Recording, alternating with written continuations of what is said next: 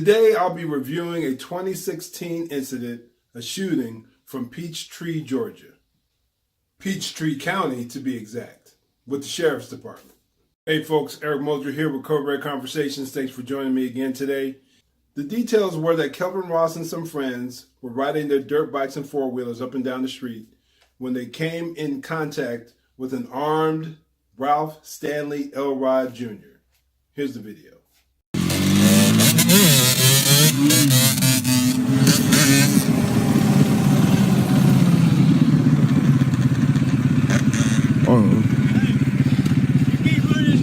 Shit up there my ass, I'm gonna kill your motherfucking ass. Oh, my fault, man. Understand me? Yes, sir. I ain't fucking tired of your goddamn bullshit. Yes, sir. After those initial threats were made, the local police were obviously contacted. Here's a dash cam video of Deputies Smallwood arriving and speaking with one of the victim's parents. Make sure you pay attention to exactly what the father told the deputy. I got it. Third time now. I had my number. The first time he pulled it on my son, it was out back. Who is he? Not my neighbor. I'm through. Oh, hey, sir. Sir. I'm headed that way. If you were unable to make out exactly what was said, the dad basically stated that this was the third time that Ralph Stanley Elrod Jr. had made threats to his kids. Getting that kind of information would raise red flags for anyone. Question: considering this tidbit of information, what might you have done differently on this call if you were the officer in charge or one of the officers involved?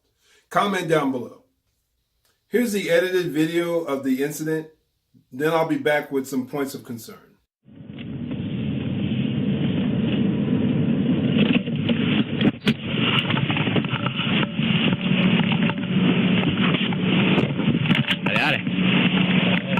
Tell me what's going on with your neighbors.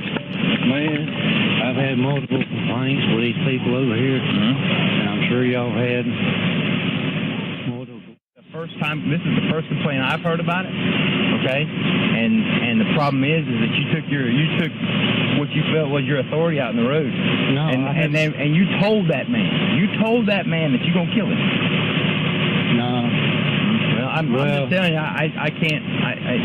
They had a video going, and that's terrible for you. Yeah. Terrible for you. Yeah, I do.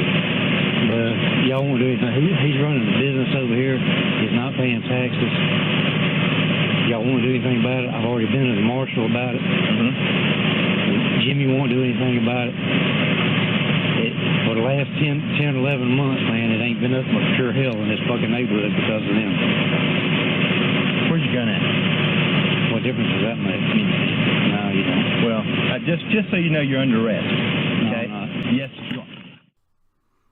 It was at this moment when Stanley Elrod killed Deputies Smallwood and Sondron. The video picks up after additional units arrive on the scene.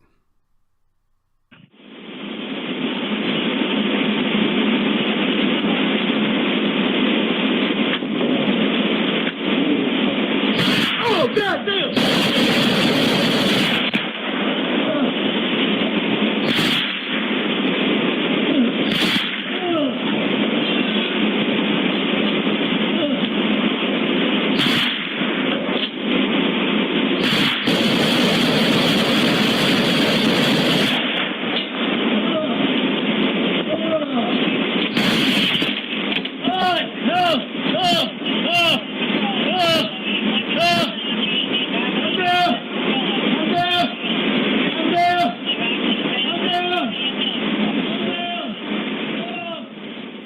That's obviously and clearly a horrific incident.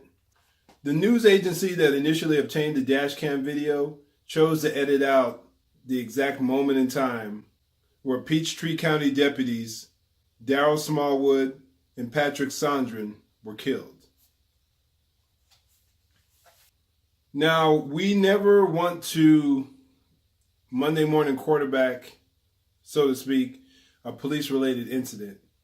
But there are so many things that can be gleaned and learned from incidents like this. My first point of concern was the contact and cover positions of the deputies. I think it was very clear that they didn't put themselves in a position to where they could better handle the incident if it did escalate. If you notice here, there's both one deputy is behind the vehicle. The other deputy, the contact deputy, his position is relatively good. But the contact officer, is it possible that he could have been in a better position to where he could have gotten involved and attempted to gain control of the suspect? Point number 2, they failed to control the suspect's hands.